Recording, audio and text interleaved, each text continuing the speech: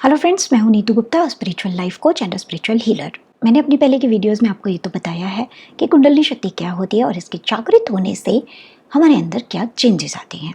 आज की वीडियो में आपको ये बताने जा रही हूँ कि मैंने अपनी कुंडलिनी शक्ति को कैसे जगाया। तो दोस्तों, ये बात तो मैं आपको पहले भी बहुत क्लियर कर चुकी हूँ कि कुंडलिनी शक्ति हमारी सोई हुई चेतना है, वही चेतना जिसको हम सुपर कॉन्शियसनेस का नाम देते हैं, और वही चेतना जो गॉड के अंदर भी पाई जाती है। क्योंकि हम इनिशियली तो गॉड का पार्ट ही थे और उसके बाद गॉड से अलग होकर अपनी एक जर्नी पर चल चुके, और इस जर्नी में आते आते हमारा जो एंड डेस्टिनेशन पॉइंट था वो था हमारा रूट चक्र, जहाँ पर आकर हमारी चेतना अपने आप को पूरी तरीके से भूल गई कि वो कौन है, और अपने आप को एक साधारण 5 तत्वों से बना हुआ इंसान जानकर जीने लगी। जब वो अपने आप को भूल गई तो वो अपने लिए कर्म बनाने लगी। जिस चक्र से रिलेटेड जो कर्म था वो उसने जाकर उस चक्र के अंदर ब्लॉकेज कर दिया। हम में से अधिकतर लोग क्या कर रहे हैं, वो नीचे से फोर्स लगा रहे हैं, वो नीचे से कुंडलिनी को ऊपर ले जाने की कोशिश कर रहे हैं। और प्रॉब्लम क्या आ रही है, नीचे से कुंडलिनी शक्ति ऊपर तब जाएगी जब हमारे कर्मा सेटल होंगे। कर्मा हम सेटल कर नहीं पा रहे क्योंकि संसार की माया और भ्रमित करने वाली चीजें हमें ठीक से समझने ही नहीं दे रही कि हमें करना क्या है एक्चुअली। तो एज अ रिजल्ट हमारी कुंडलिनी शक्ति वहीं रूट चक्र पर ही बैठी रहती है और यहाँ से ऊपर जा ही नहीं पाती।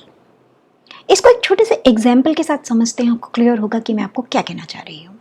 मान लीजिए एक बच्चा अपने पेरेंट्स के साथ कहीं से जा रहा था और चलते चलते वो अचानक एक खाई में गिर गया।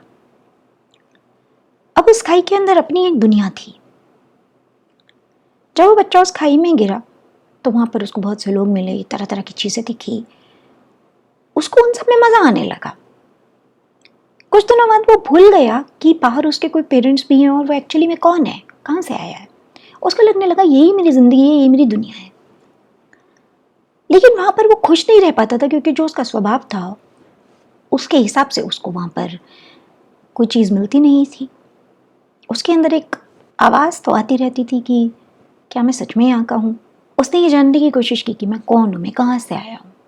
तो किसी ने उसको बता दिया कि देखो ऊपर बहुत सारी लाइट है ना, वहीं से आए हो, तुम इससे बाहर निकल जाओ तो तुम वहां चले जाओगे और फ्री हो जाओगे यहाँ से। तो अब उसने क्या किया, वो नीचे जो पत्थर पड़े थे वो उनको ला ला के रखता, एक के ऊपर एक करके किसी तरह से बाहर निकलने का अपना रास्ता बनाने की कोशिश करने लगा। पर वो ला कर रखता, इतने में थोड़ी कोशिश करके चढ़ता तो पत्थर नीचे गिर जाता। इस चक्कर में उसको चोट भी लगने लगी। अब उसको समझ नहीं आ रहा था कि मैं क्या करूं, क्योंकि उसके पास तो यही रास्ता था कि भाई नीचे से पत्थर इकट्ठे करो, लोगों की मदद लो और निकलो बाहर। और लोग भी मदद करते नहीं थे, कहते थे पागल रही है, वहाँ पे कुछ है क्या, आसमान है वो तो वो उसकी बात को सीरियसली लेते ही नहीं थे। तो हम में से ज़्यादातर लोग यही वाली अप्रोच पर चल रहे हैं, चक्रास पर कंसंट्रेट करते रहते हैं, ब्रीदिंग एक्सरसाइज के थ्रू या और किसी योगिक क्रिया के थ्रू हम अपनी कुंडलिनी शक्ति को जगाने की कोशिश कर रहे हैं। जब तक वो बच्चा भी नीचे से फोर्स लगा रहा था कुछ नहीं हुआ।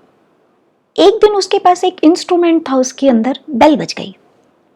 बच्चे ने उठा करके सुना तो उधर से उसके पेरेंट्स ने बोला कि तुम बाहर आना चाहते हो ना बेटा, हम तुम्हारी मदद कर देते हैं।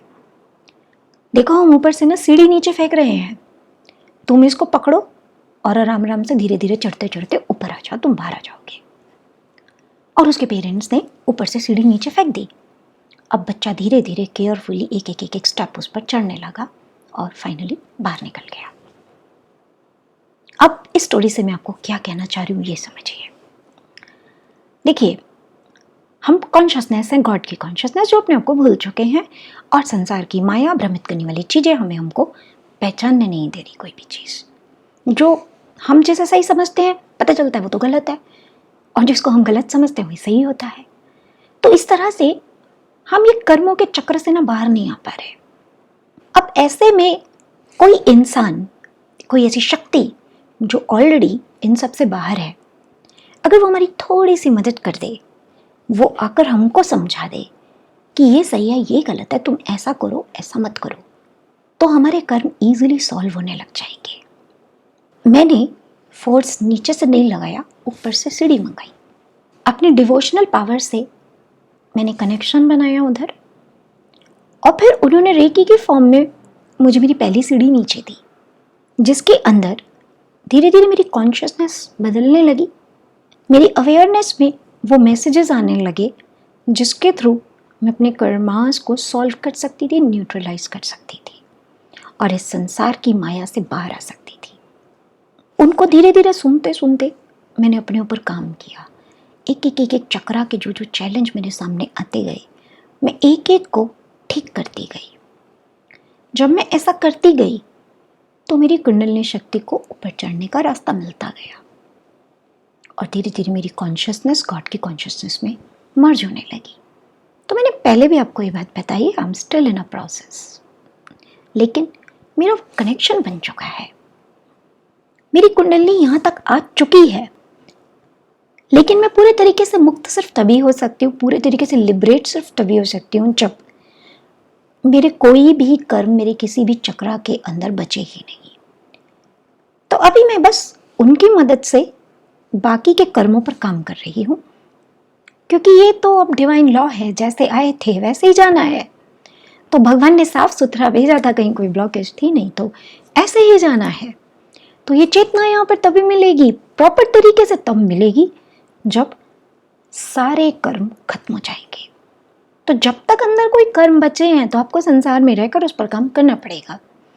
लेकिन अगर आपका कनेक्शन बन चुका है वहां पर, यानी कि आप सेपरेशन नहीं बचे, आप समझ चुके हो आप कौन हो, आपके क्या गुण हैं, आपकी क्या शक्तियां हैं, आपको कैसे इस संसार में रहना चाहिए, और फिर अगर आप अपने ऊपर उसके अकॉर्डिंगली काम करते हो तो आप धीरे धीरे अपनी फॉर्म में ट्रांसफॉर्म होते जाते हो और तब एक्चुअली आप इस संसार की बुराइयों से, बंधनों से, दुखों से आज़ाद हो जाते हो और फाइनली आपकी कॉन्शियसनेस गॉड की कॉन्शियसनेस में पूरे तरीके से मर्ज हो जाती है।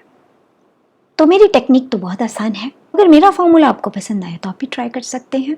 मेरे लिए तो इसने 100% काम किया है और कर रहा है। अगर आप बिलीफ में ना अटक कर लॉजिक्स के साथ में मेरी बातों को समझेंगे तो आपको मेरी बात एग्जैक्टली समझ में आ जाएगी।